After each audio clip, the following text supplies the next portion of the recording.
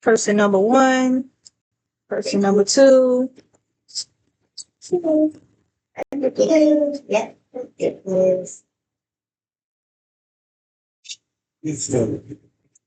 Hello, good afternoon. My name is Alma January. I go to Lamar State College in Fort Worth, Texas. And today I'm going to talk about a problem solution in its economy. And the three main points are going to be abstinence and high risk pregnancy. Main point number two is going to be STDs and STIs. Main point number three is going to be parenthood.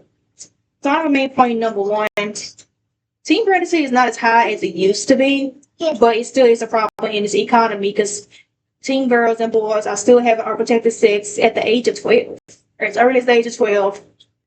And no one's really teaching them about the unsafety and risk from that. And that's what I'm going to talk to you about today. So, main point number one, we need to teach our girls about abstinence. When you abstinence, you not having sex, you not contracting no STD, STIs, you not have sex, you ain't gotta worry about that. And then, if you is having sex and you're in a pregnant accident, we have high risk pregnancies. And for teen girls, they have high risk pregnancies, preeclampsia, and of course, it's like it could also lead to death and everything. So that's main point number one, that we should teach our children about abstinence. And main point number two is STDs and STIs. They got some STDs and STIs you can never get rid of, like HIV. This number one killer. You can still take medicine to make you live longer nowadays, not as bad as it used to be back in the day.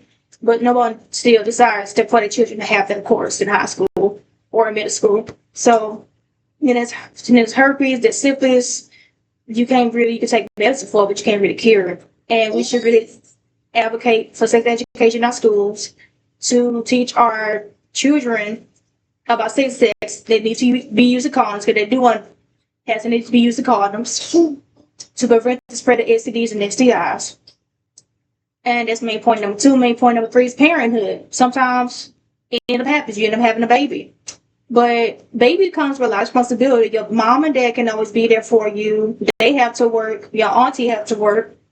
Grandma have probably retired, but she don't want to babysit your child because, she too old to babysit your child. So, of course, and then you still got to go to school. You got to think about graduating. You got to think about doing your homework and stuff. The baby's crying. And sometimes your relationship don't work out with the other partner.